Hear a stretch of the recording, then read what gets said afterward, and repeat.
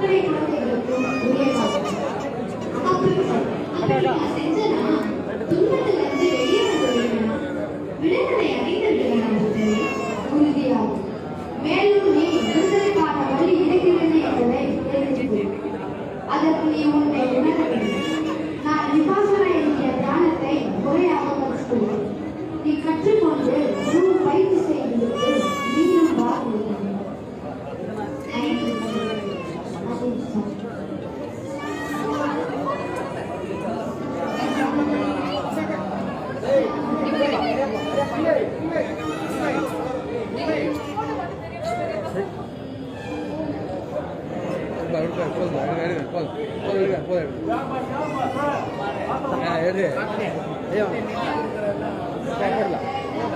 போடலாம்.